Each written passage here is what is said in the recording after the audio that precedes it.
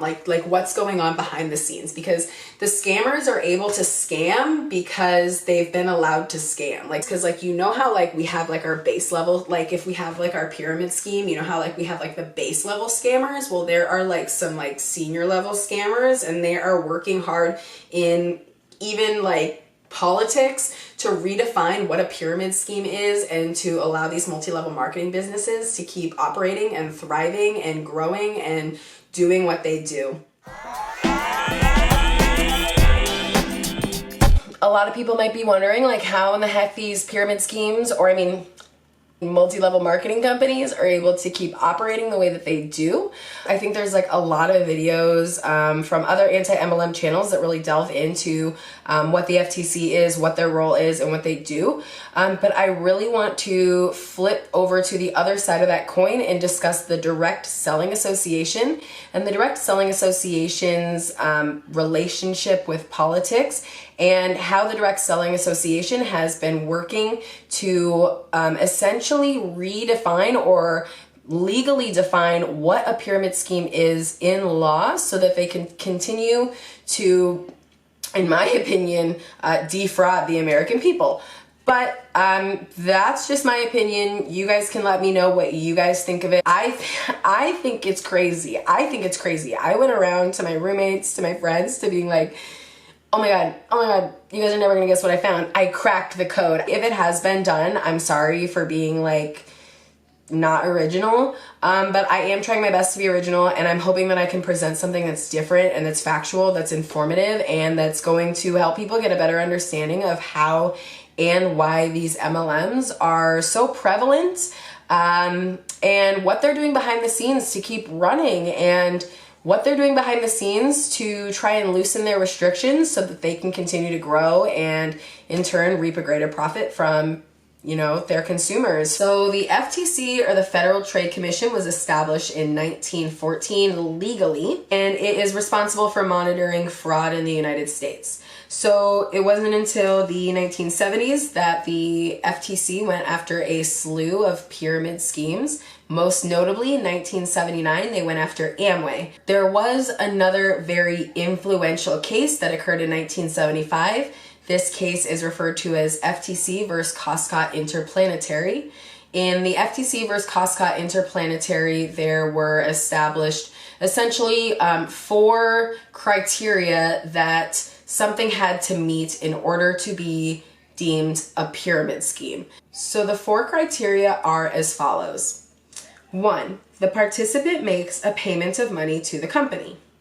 2, in exchange, the participant receives the right to sell a product or a service. 3, in exchange, the participant receives compensation for recruiting others into the program. Finally, 4, the compensation is related to the sale of products or services to the ultimate user.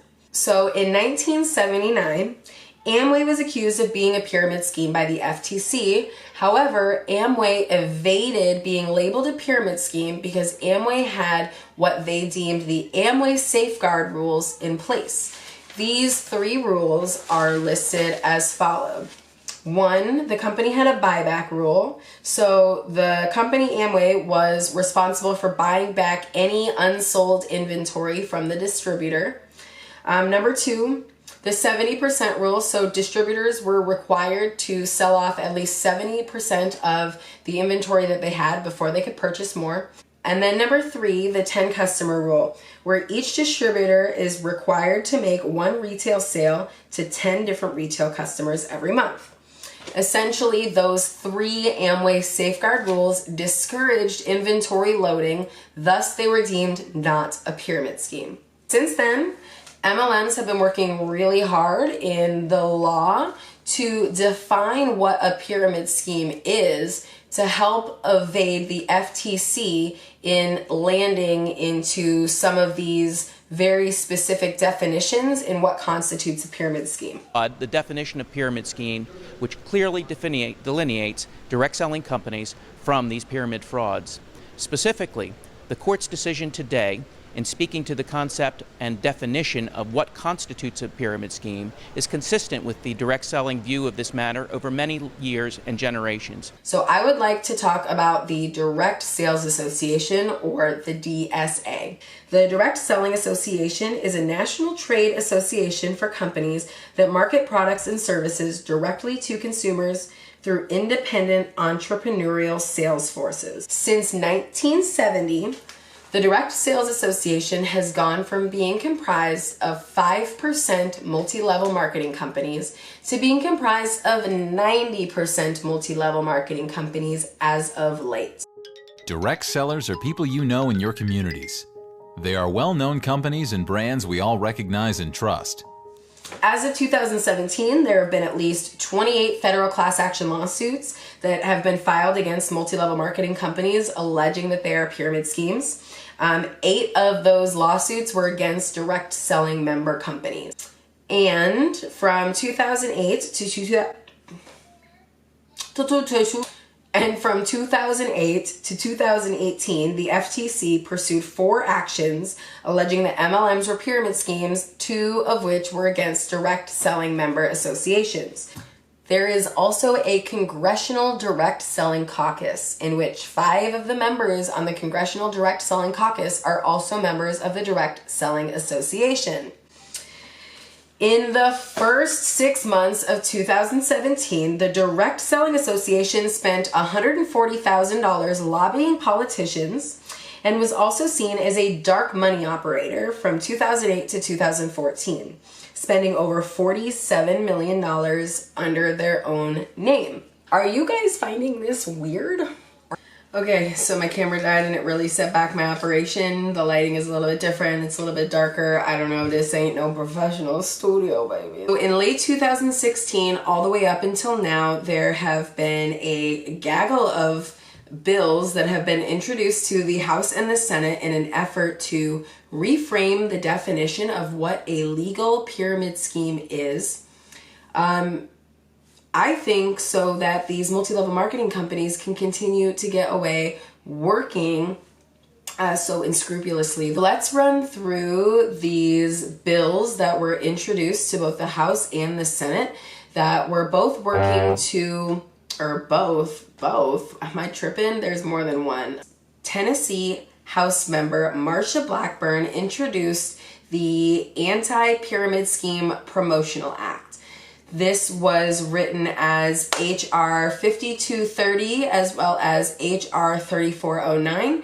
And then Utah Senator Orrin Hatch brought nearly the identical bill to the Senate in 2018. They have described this bill as a bill to amend the Federal Trade Commission Act to prohibit pyramid promotional schemes to ensure that compensation is not based upon recruitment of participants into a plan or operation, but instead based primarily on sales to individuals who use, resell, or consume the products or services sold, protect participants, prohibit inventory loading, and for other purposes.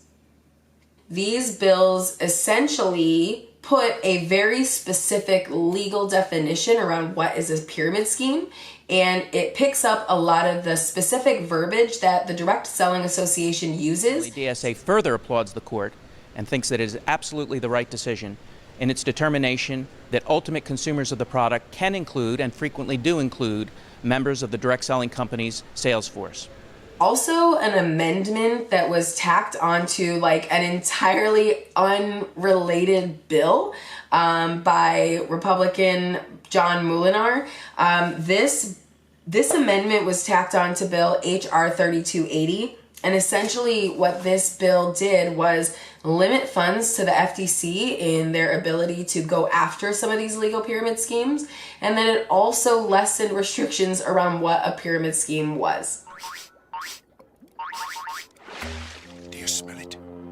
That smell. The kind of smelly smell. The smelly smell that smells smelly.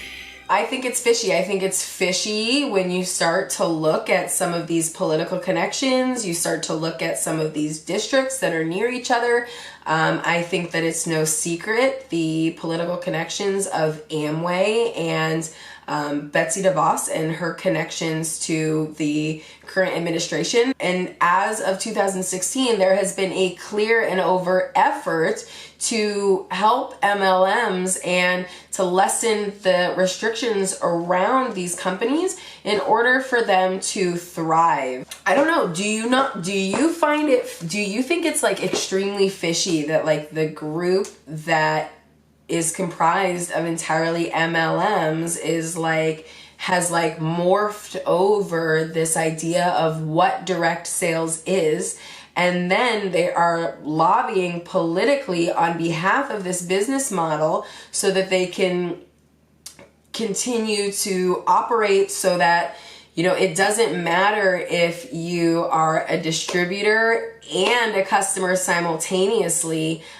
so that this forever chain of people can continue to go, and then it's not based around recruiting so long as the person that you're recruiting is actually a consumer of the product as well. And I think that that's just crazy. So in 2016, the FTC chairwoman spoke to the Direct Selling Association, and she closed with the idea that it wasn't enough for the direct selling companies to rely on the so-called Amway policies highlighted in the Commission's 1979 Amway decision, calling their reliance misplaced because those findings were highly fact-specific and because the 10 customer and 70% rule offer at best and attenuated evidence of a business focused on real sales to real customers. It's just not enough to rely on that 1979 decision, and the FTC continues to make decisions based on the years of lawsuits and legal decisions and findings that they've had since the beginning of the FTC's founding and since the FTC started really dealing with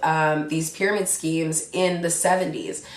So there really is no clear, definitive process in the way that the FTC is able to go after these pyramid schemes. And the Direct Selling Association is like working really, really, really hard to put that definition into legal code and essentially muddying the waters and lessening the restrictions around pyramid schemes so that really, like, I don't know, they can keep taking advantage of people and so that they can continue to grow while they continue to make like false health claims, false income statement claims, just all around blatantly lying to their consumers and their distributors, calling them consumers and distributors one and one and mixing the two and saying that that's a-okay. In 2017, Tina.org found that 97% of the Direct Selling Association's member companies were making false and unsubstantiated claims about the business opportunity. Now, if 97% of the companies within the Direct Selling Association are making unsubstantiated income claims and lying about the business opportunity, and there are that many people who join these companies in hopes of a real and surefire business opportunity, they hear that they can get rich or that they can become financially free or that they can be their own boss. I don't know. How does everybody else feel about it? How does everybody else think? I would love for you to leave me a comment. Tell me what you think down below. Do you think that this is fishy, that the Direct Selling Association has had such an influence on politics? Do you think that it's weird that primarily most of the companies that are included in the Direct Selling Association are multi-level marketing companies? Do you think that it's weird that the Direct Selling Association is the group that drafted the same bill that was tried to be passed in 2016, 2017, 2018, and added on as an amendment to a different bill in 2018, all working to limit the restrictions of the FTC and to limit funding to the FTC so that they can't go after these pyramid schemes as harshly? I don't know. Tell me what you guys think. I think I'm giving you guys something that's worth knowing. I don't know. Like, I'd love to on these like MLM babes, but like we got to take this to the top. I'll link everything down below. I am not a lawyer. I'm not somebody that has like this big legal background in politics or anything like that. I got my degree in public health. I'm very passionate about politics, but I'm just a girl with a laptop, and I'm a gal that's passionate about, I'm passionate about a lot of things, but I'm really passionate about informing people. And I think it's important to make an informed decision before joining one of these multi-level marketing companies, in the hopes that you're gonna make, I don't know, in the hopes that you're gonna become financially free. I'm not doing the very like best job of like piecing together the puzzle, but I think that you guys are smart and you can piece it together yourself. Like, this is like, there is this group of people who are comprised of the leaders of these multi-level marketing companies have banded together, created a group, taken over what is the Direct Selling Association, taking over the definition of direct sales, and then they are working to redefine in the law what a pyramid scheme is so that they don't fit that definition and that they can legally evade that definition. And they have failed all of the times that they've tried to bring this to law. I don't know. But yeah, it's getting dark, so I'm gonna wrap this video up. If you guys are interested in this stuff, if you guys think this was informative, if you learned something new, like, please like, subscribe, hit the bell, leave a comment. Like, that really helps me get a better understanding of like, do you guys even enjoy this channel? Am I doing a service to anybody? I feel like I am, but you know what? Like, that's my ego trip. Like, that's my ego talking. Like, that's, you know, that's me saying like, yeah, Tiana, you're making a difference, but maybe I'm, you know, maybe I'm not making a difference. Maybe I'm just maybe I'm talking to a wall. I'd love to be talking to somebody on the other side of the camera too. So if you are on the other side of this camera, if you're on the other side of your computer and you're watching this, please help your girl. Like, subscribe, leave a comment. Tell me if you're pissed about this. Tell me if you already knew this. This ain't new. Where have you been? Have you been living under a rock? Or